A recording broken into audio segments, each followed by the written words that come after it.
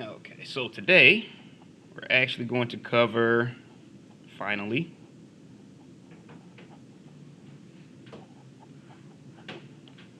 differentiability and continuity.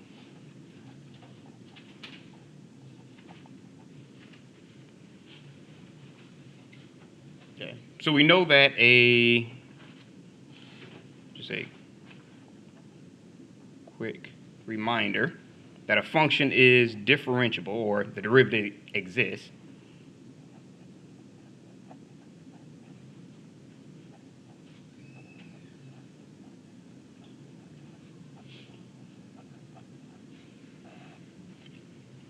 at some point a if the limit exists at that point. So if the limit of f of x, x plus h,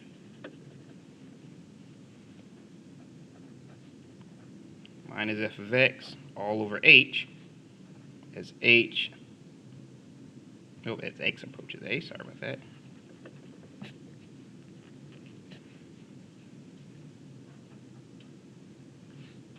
equals f prime of a exists.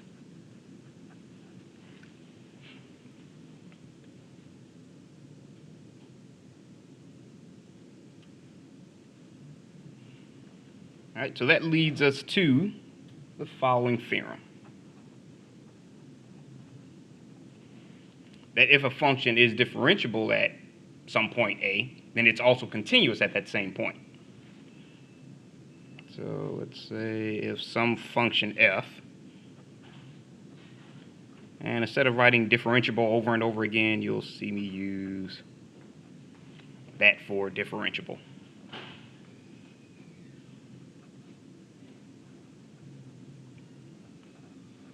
Then f is continuous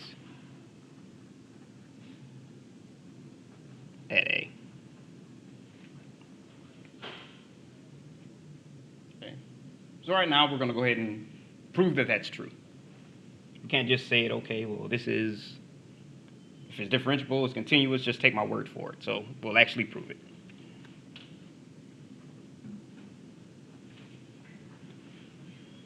Okay, so in order to prove that it's continuous,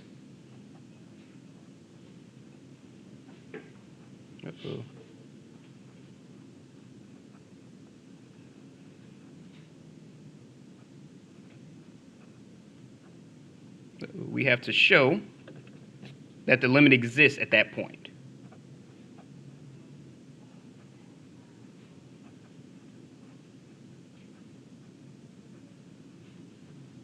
Equals f of a. Okay, remember that's one of the conditions for being continuous. Okay, so to do that, let's say we start off with what was given to us. Okay, so it was given to us that it's differentiable. So the fact that it's differentiable means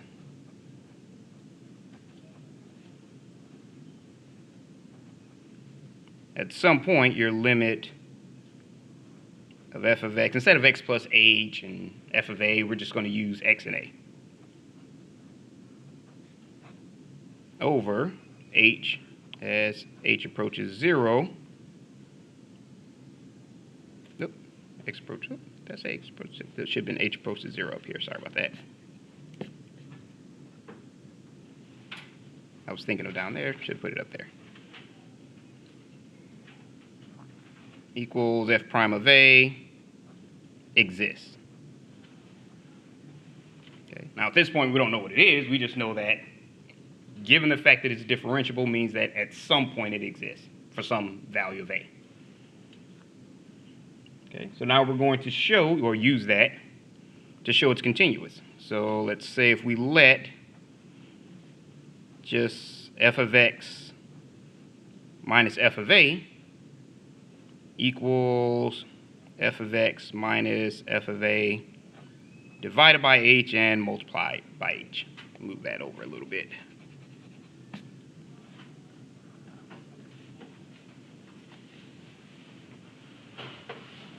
Okay. So if we now apply the limit to both sides, it means the limit of f of x minus f of a as h approaches 0 is equal to the limit of both of those factors.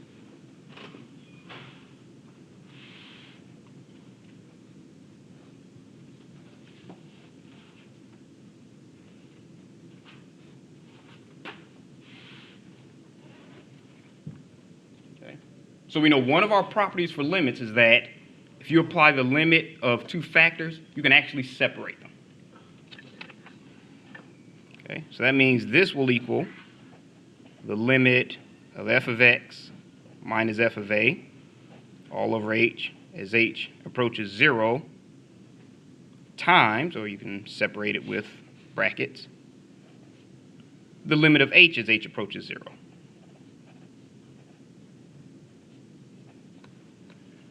Okay, so we know if we plug in our h equals 0 by direct substitution, it'll just give us 0. And this actually gives us our f prime of a.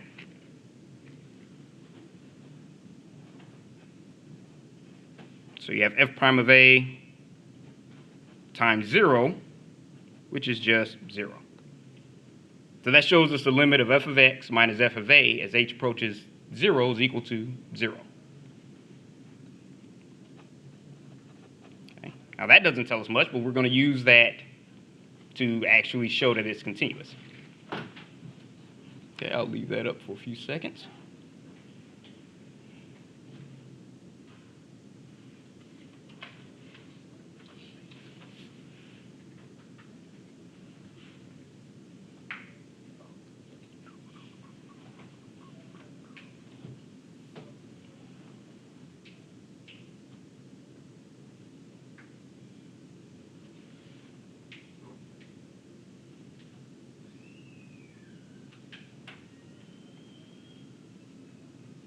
All right.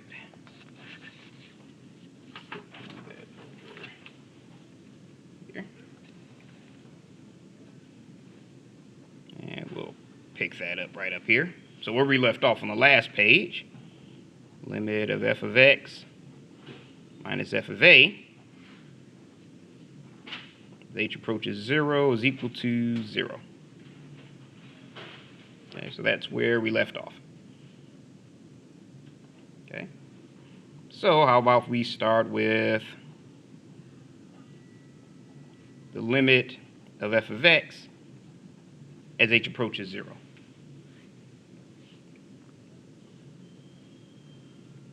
Okay, and instead we'll rewrite it.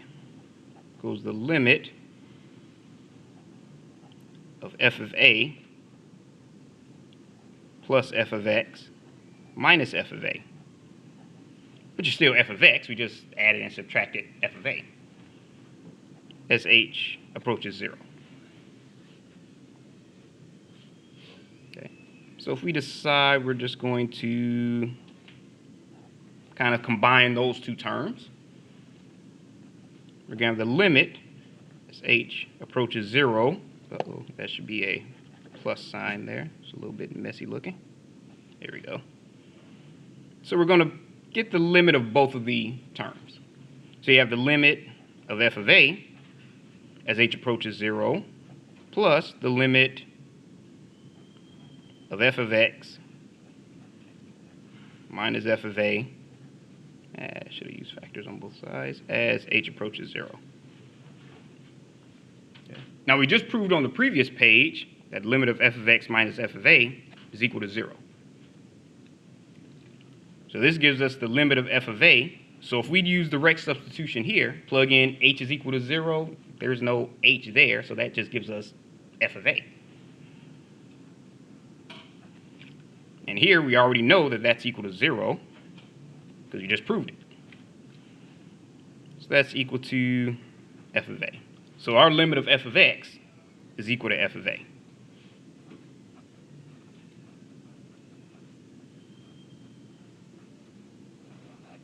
And remember, from the previous page, that was what we needed to show in order to prove that it was continuous.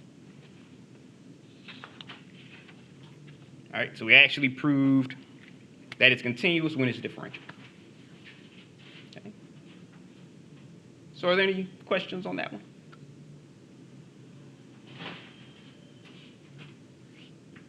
All right.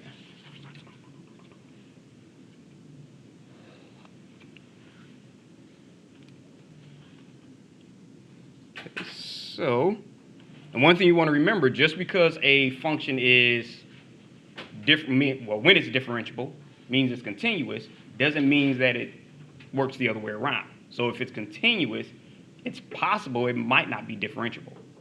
So, okay, so note the converse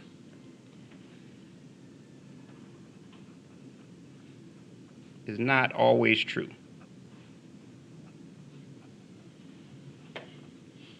Okay, so in other words, there are functions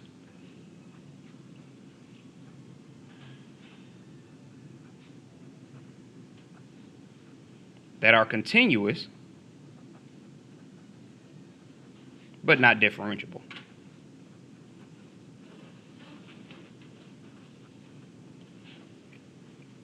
Okay, so just because it works one way doesn't mean it automatically works the other way.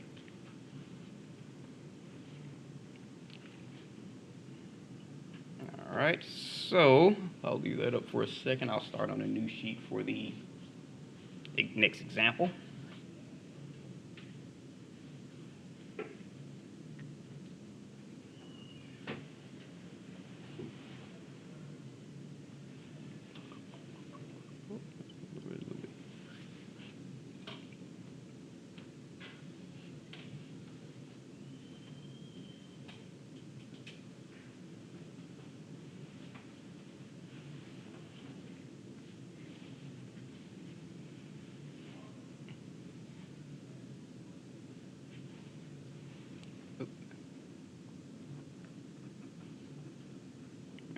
Leave that up there.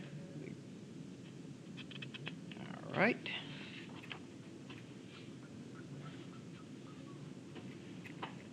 Okay, so let's say, for example, if you wanted to show whether f of x equals absolute value of x is continuous and or differentiable at x equals 0.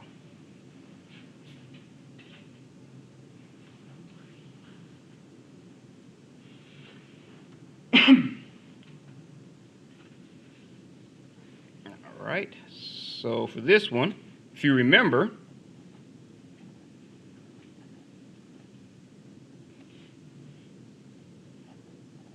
limit of f of x as x approaches a equals f of a shows continuity. Okay, we use that in the last theorem. Well, when we were proving the last theorem. Okay, so that means if we have our f of x equals absolute value of x,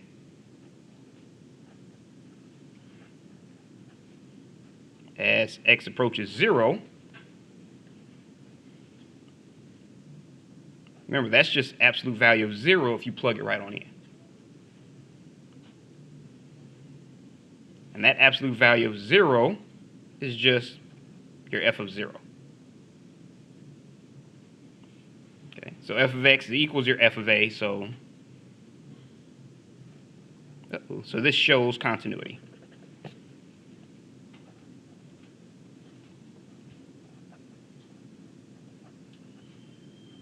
At x equals 0. Okay. So now we have to show that it's differentiable. Okay. So to show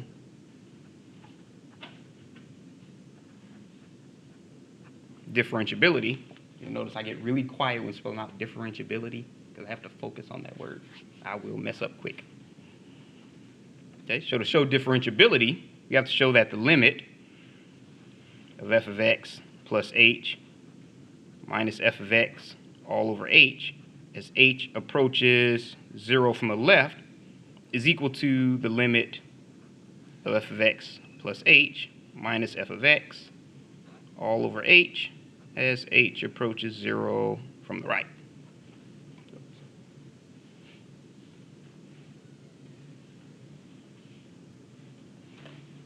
Okay. Okay. So we're going to do both of those and see if they match up. Okay. So the one thing you want to remember is that clean that up a little bit. When x is greater than 0, that means as you're getting closer and closer to 0, your x plus h will still be positive.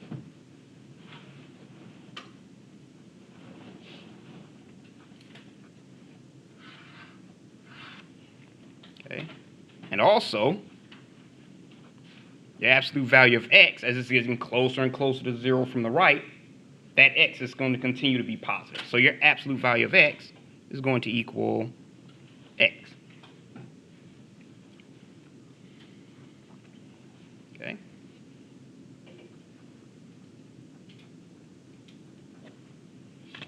So we know that the limit, let's move that up a little bit, of f of x plus h minus f of x all over h as h approaches 0 from the right is going to equal, your x plus h from the right is positive. So that's just going to be positive, should be absolute value. X plus, why do I keep wanting to put a parentheses? Absolute value of x plus h minus your f of x, which is absolute value of x. I forgot my limit.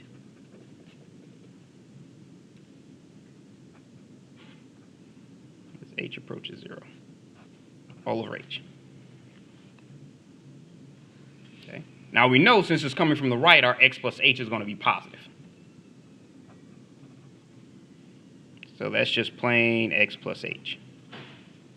And our absolute value of x, all positive numbers. So minus x all over h as h approaches 0. Okay, so here we have x plus h minus x, where those two are going to cancel each other out. Okay, so we have the limit of h over h as h approaches 0. Anything divided by itself is just going to give you 1. So you have the limit of 1, which is just 1. Okay. So we know our slope is positive when you're approaching it from the right.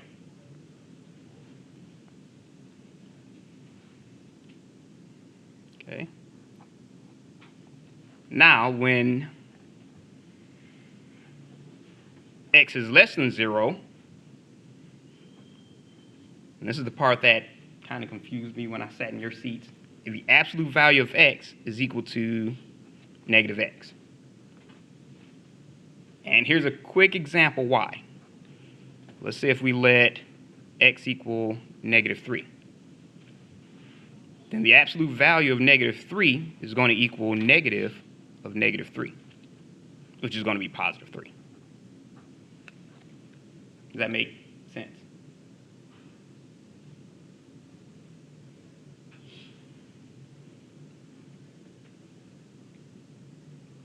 So that's where that negative x came from. All right. So we also know that when our x plus h is less than 0, that means every number approaching that, no matter how small that h is still going to be a negative number. So that means when this is less than 0,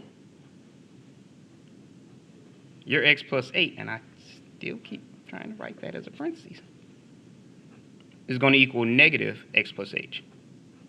The same way as if you're approaching 0.1, 0.01, 0.001 from the right, it's going to be negative 0.1, negative 0.01, negative 0.001. So it's going to be negative as you get closer to 0 from the left. So that's going to be a negative value. Okay? So if we plug that into our formula, I mean, not really our formula, our definition, the limit of f of x plus h minus f of x all over h as h approaches 0, you end up with your f of x plus h. Again, the limit of absolute value of x plus h minus absolute value of x all over h as h approaches 0 from the left. Okay. Now the difference is your x plus h from the left is negative x plus h. And your x from the right is negative x all over h as h approaches 0 from the left. Okay. So if we distribute our negative here, we end up with negative x minus h plus x. Plus x. All over h as h approaches 0. And just like before, those two cancel out. So you end up with negative h over h. So your negative h over h gives you negative 1. And we run out of room, so I'll kind of skip that last step where those two cancel out. Okay. So they're not equal, which means that that derivative doesn't exist.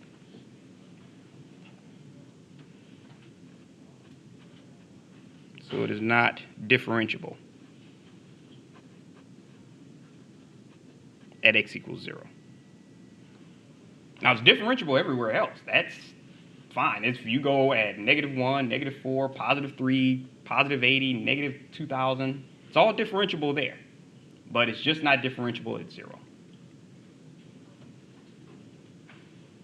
All right.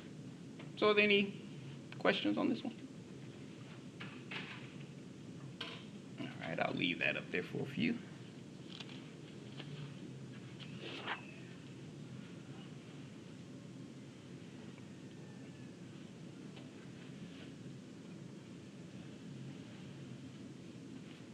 All right.